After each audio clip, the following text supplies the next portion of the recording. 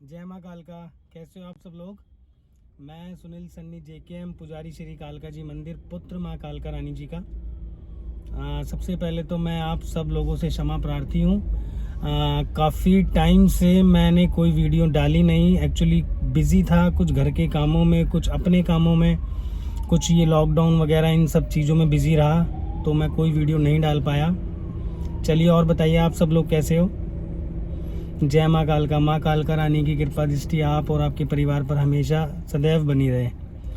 तो आज मैं इस वीडियो के माध्यम से आप सब लोगों को बताता हूँ कि गुप्त नवरात्रे कब आते हैं, उनकी पूजा कैसे की जाती है, व्रत कैसे रखे जाते हैं। तो आज मैं इस वीडियो के माध्यम से गुप्त नवरात्रों के बारे में आपसे डिटेल में बात करूँगा। तो जैसे कि पहले भी वीडियो में मैं सबसे पहले कालका माँ के दर्शन कराता था, सारे देवी देवताओं के दर्शन कराता था।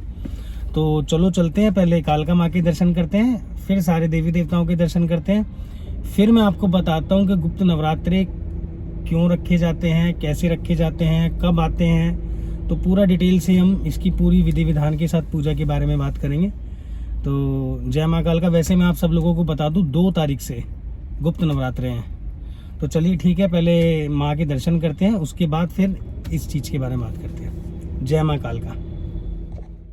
जयकारा श्री कालका माई का बोल साचे दरबार की जय। जयकारा मेरी कालका मैया का बोल साचे दरबार की जय। आई मेरी सचिया जोता वाली माता तेरी सदाई जय। जयकारा कालका माई का बोल साचे दरबार की जय। कालका माई की फौज करेगी मौज। कालका माई की फौज करेगी मौज। ना कोई चिंता ना कोई भय, कालका माई तेरी सदाई जय। ए बेनी घबराई दा बोल जयकारा माई दा। बोल कालका माई की जय। बोल श्री काल जयकारा श्री कालका माई का बोल साचे दरबार की जय। जयकारा मेरी कालका मैया का बोल साचे दरबार की जय। आई मेरी सचिया जोता वाली माता तेरी सदाई जय। जयकारा कालका माई का बोल साचे दरबार की जय। कालका माई की फौज करेगी मौज। कालका माई की फौज करेगी मौज। ना कोई चिंता ना कोई भय, कालका माई तेरी सदाई जय। ए बेनी घबराई दा बोल जयकारा माई दा। बोल कालका माई की जय। बोल श्री काल जयकारा श्री कालका माई का बोल साचे दरबार की जय। जयकारा मेरी कालका मैया का बोल साचे दरबार की जय। आई मेरी सचिया जोता वाली माता तेरी सदाई जय। जयकारा कालका माई का बोल साचे दरबार की जय। कालका माई की फौज करेगी मौज। कालका माई की फौज करेगी मौज। ना कोई चिंता ना कोई भय, कालका माई तेरी सदाई जय। ए बेनी घबराई दा बोल जय माँ कालका। तो आप सब लोगों ने मेरी कालका महारानी जी के दर्शन करे, उनका सुंदर रूप देखा आपने।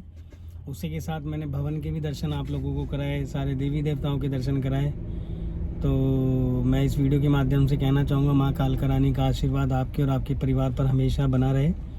तो मैं आप सब लोगों को बताता हूँ कि 2 तारीख से हमारे गुप्त नवरात्रे स्टार्ट हो रहे हैं।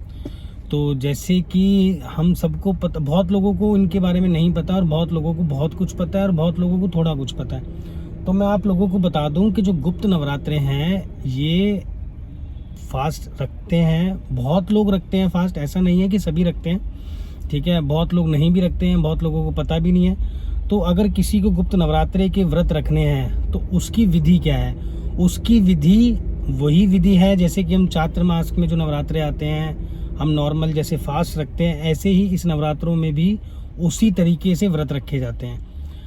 पहले तो ऐसा होता था कि गुप्त नवरात्रों को ना बड़ा गुप्त रखा जाता था, किसी को बताया नहीं जाता था, ठीक है। पता भी नहीं लगते थे कब गुप्त नवरात्रे आ गए, कब चले गए। लेकिन आजकल लोग मतलब एक दूसरे को विश करते हैं, सोशल मीडिया पे बोर्ड लगा देते हैं, बहुत सारे तरीके बन गए हैं। तो पर ऐसा होता नहीं है एग्जैक्टली। गुप्त नवरात्रों को हमेशा गुप्त तरीके से ही रखा जाता है। अब जैसे मैं भी आपको बता ही रहा हूँ, तो मैं तो बेसिकली इसलिए बता रहा हूँ कि बहुत सारे लोगों के मैसेजेस भी थे, फिर मैंने बहुत टाइम से वीडियो भी नहीं बनाई। तो मैंने कहा चलो जिन लोगों को व्रत रखना हो तो बेसिकली मैं बता दूं उसको उनके बारे में।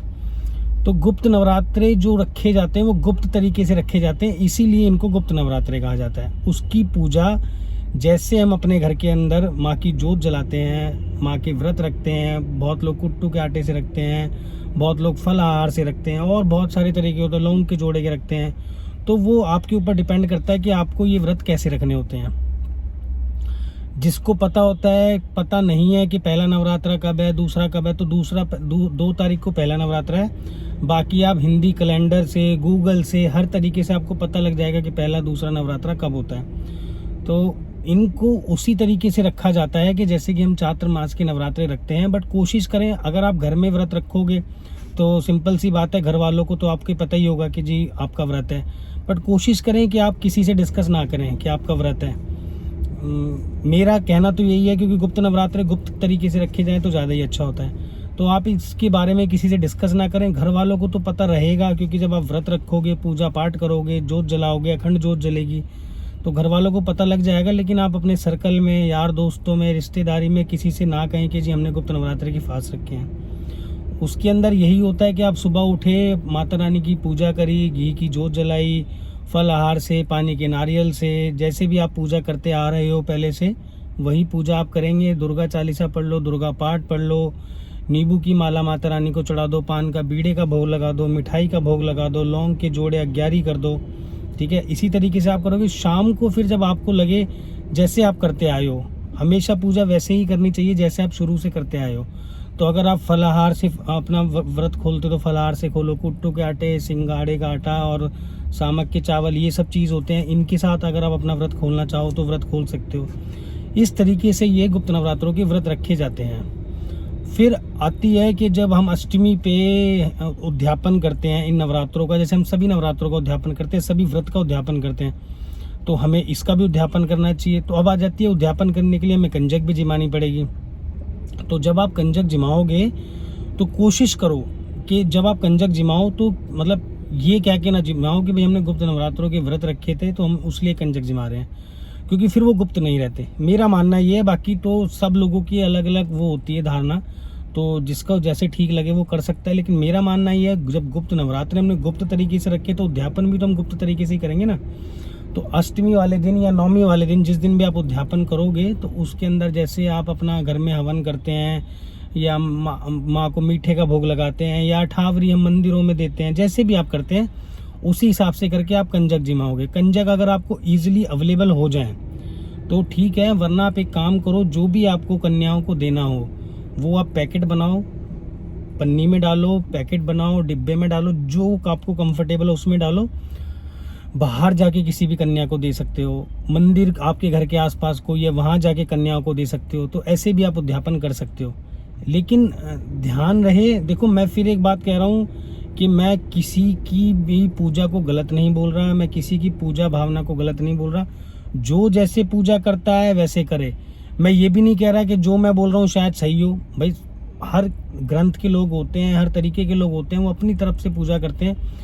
लेकिन जैसे हमें पूजा सिखाई गई है बचपन से, जैसे हम करते आए हैं, तो वो चीज़ मैं आप लोगों से डिस्कस कर रहा हूँ। तो वो आप देखें कि भाई आपको कैसे करना है। मैंने सिर्फ आपको एक एग्जांपल दिया है कि भाई जो हम गुप्त नवरात्रों के व्रत रखते हैं उसका व्रत कैसे रखा जाता है और उसका उद्यापन कैसे किया जाता है, फर्स्ट।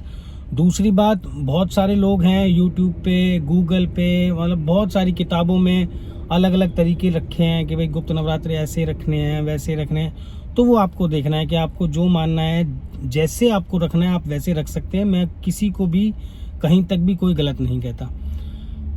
सबसे अच्छा जो व्रत में माता रानी का भोग होता है वो पान का बीड़ा होता है। ठीक है, आप वो भोग लगाएं माता रानी को रोज़।